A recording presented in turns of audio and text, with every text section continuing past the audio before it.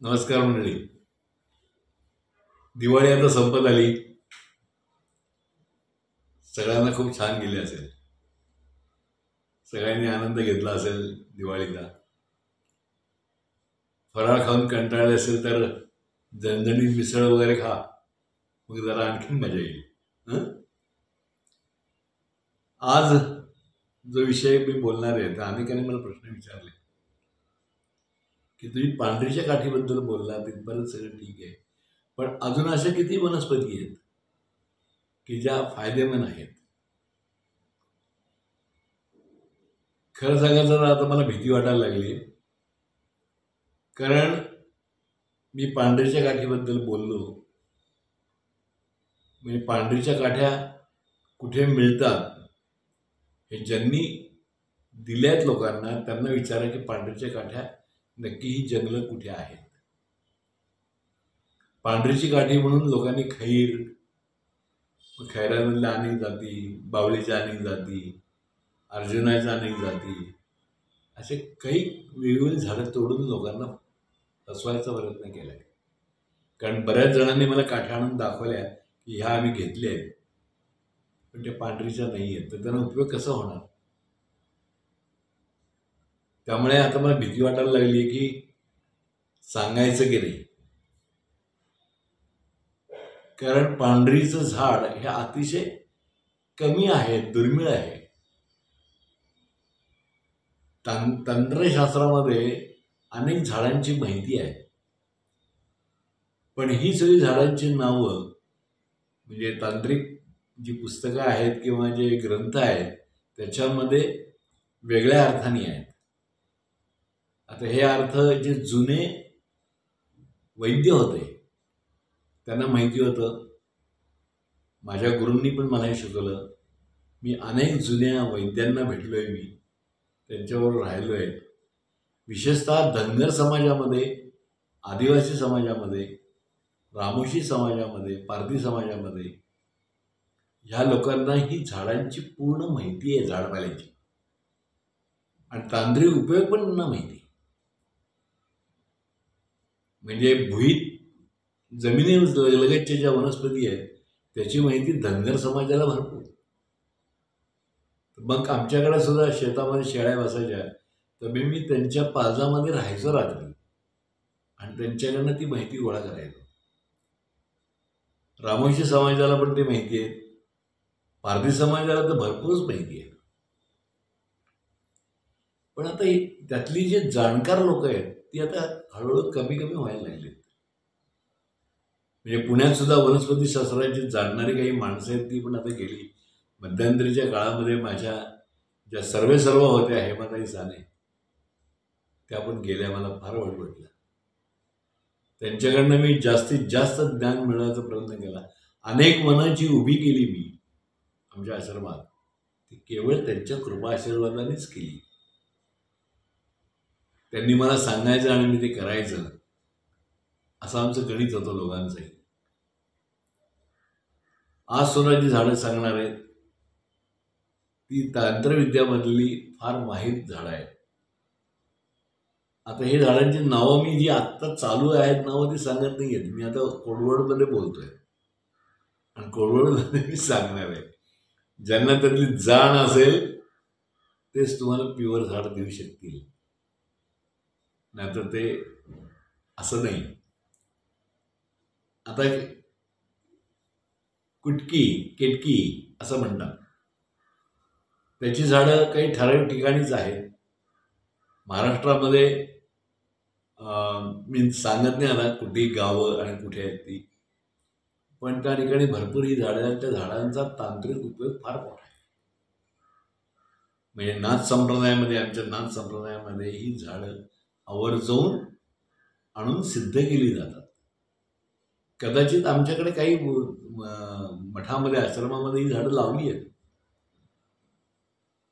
पण ते काटेरी झाड म्हणून लोकांनी जरा थोडंसं, मी आता त्याची जर पूर्वेकडची फांदी जर काढली आणि घरात लावली तर घरातली भांडणं, कटकटी किंवा वास्तू बदलून जाते. पश्चिमेकडची लावली ते कर्जबाजारी माणूस होत नाही. दक्षिणेकडची लावली तर तुमच्यावर कुठलीही करणी पिशाच किंवा भूतप्रेत बाया होत नाही. उत्तरेकडची लावली तर तुम्हाला प्रचंड पैसा मिळतो. घरामध्ये जो धंदा असेल तो जास्त वाढतो. तुम्ही काय उद्योग करत असाल, अजून काही नोकरी करत असाल, त्याच्यामध्ये बढती मिळते. अशा बऱ्याच आहेत. म्हणजे अशा खूप वनस्पती आहेत की ज्या आमच्या तंत्रविद्येमध्ये वापरल्या जातात. ठराविक दिवस आहेत त्यांचे प्रत्येकाचे. ठराविक दिवशी जर त्या काढल्या तर त्या जास्त फळ देतात. आता बाहेर कसं होतं, लोकांना घाई असते, लोक भयंकर अस्वस्थ झालेली असतात. मग त्याचा फायदा कोणी घ्यायला लागतं आणि कुठल्याही वनस्पती कोणाच्याही गळ्यामध्ये लोक पैसे मारून घेतात. घेणाराही फसतो, देणाराही फसवतोच. त्यामुळे ह्या गोष्टी थोड्या सांभाळून. वन खात्याला माझी एक निम्र विनंती आहे की त्यांनी अशा दुर्मिळ वनस्पतींची लागवड करायला पाहिजे. पण ते का करत नाही किंवा काय आहे याबद्दल मी बोलणं चुकीचंच आहे. पण मला असं वाटतं की अशा दुर्मिळ वनस्पती त्यांनी आता जपायला पाहिजेत. कारण त्या प्राणवायू पण भरपूर सोडतात. आज तुम्ही निसर्गाचं संतुलन बिघडलेलं बघितलं असेल तुम्ही. या संतुलनामध्ये अनेक इतर जातीची झाडं जी आहेत ज्याचा काही उपयोग नाही, अशी झाडांचं प्रमाण जास्त वाढलंय. तर वन खात्याला, वनमंत्र्यांना हे नम्र विनंतीचं सांगणं आहे की दुर्मिळ वनस्पती नक्की लावा. वनस्पतीमध्ये आणखीन एक वनस्पती आहे, त्याच्यामध्ये साधारण 6 वनस्पती तंत्रशास्त्रामध्ये येतात. या सगळ्या वनस्पती ज्या आहेत ह्या सगळ्या तुम्हाला उत्कर्षासाठीच वापरल्या जातात. आमच्याकडे ज्या वनस्पती आहेत सगळ्या ज्या, त्याच्यामध्ये तंत्रशास्त्रातल्या वनस्पती खूप आहेत की ज्या गोरक्षनाथांनी किमयागारी केली.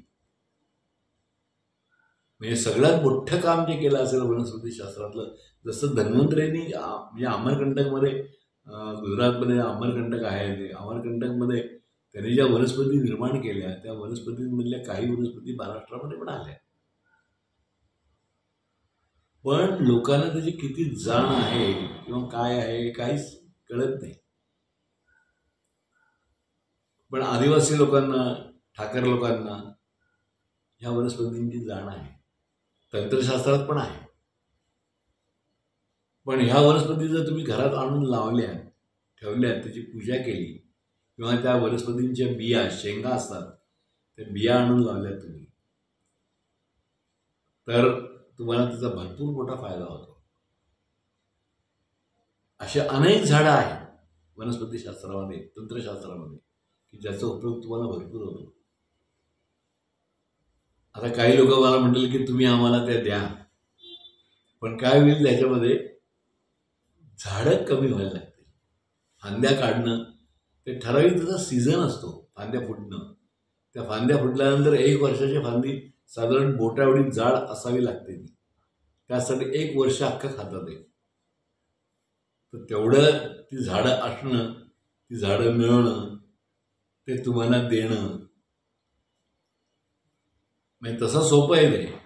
पण ज्याचं नशीब असेल त्याला ते लवकर मिळू शकतं. ज्याचं नशीब नाही, जो उशिरा येणार आहे माझ्याकडे, त्याला ते मिळणार नाही.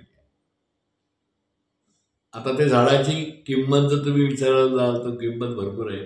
पण मी अल्पशा किमतीमध्ये त्या वनस्पती तुम्हाला उपलब्ध करून देण्याचा प्रयत्न करीन. येणारे जे सगळे पैसे आहेत त्याच्यामध्ये त्या वनस्पती परत लावीन. ते जे येणारे जे पैसे आहेत त्या पैशांमधनं मी बिया खरेदी करेन किंवा मला माहिती आहे त्याची रोपं भरपूर तयार करेन.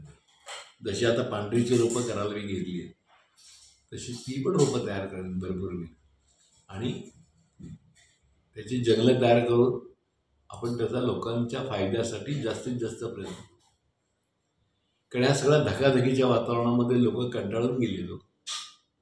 लोकांना मार्गच सापडत नाही की काय करायला पाहिजे आपण.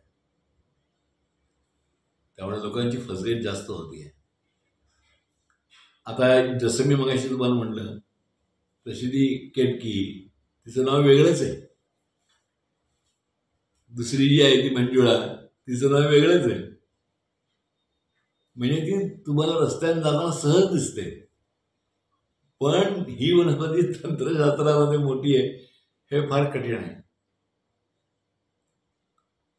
आता म्हणजे करंजाचं तर तुम्हाला माहिती आहे, करंजाचं कुठलेही झाड आहे कुठेही येतं, पण करंजाच्या बिया, त्याला येणाऱ्या त्या शेंगा, त्याच्या बिया, ते गणित वेगळंच आहे सगळं. त्याचे मंत्र, त्याचे अनुष्ठानं ही नाथ संप्रदायाशिवाय बाकी कोणाला फारशी माहिती नाही आहे. आयुर्वेदामधले पूर्वीचे डॉक्टर जे होते, म्हणजे मी पूर्वी जे भेटलो होते दातार शास्त्रींना मी भेटलोय, अमरनाथच्या पण भेटलोय, सातारच्या पण भेटलोय, ढाळे वैद्य म्हणून होते त्यांना भेटलोय. पण असे अनेक महारथी लोक होते की ज्यांना याबद्दल पूर्ण जाणवतं. आणि विशेषतः आमच्या नाथ संप्रदायामध्ये माझ्या गुरूंनी मला खूप छान शिकवलं. त्या वनस्पती काढायच्या कशा, वनस्पती आणायच्या कशा, केव्हा आणायचं, त्याचे मंत्र कुठले, त्याचा दुरुपयोग मात्र मी कधीही केला नाही. पण लोकांना आता आहे गरज, तर मला असं वाटतं की या वनस्पती जास्तीत जास्त देण्याचा मी प्रयत्न करीन. माझ्याकडनं जेवढं शक्य होईल तेवढं. अल्पशी किंमत असणार आहे त्याला, कारण त्या येणाऱ्या सगळ्या पैशातनं नवीन रोपं तयार करता येतील मला.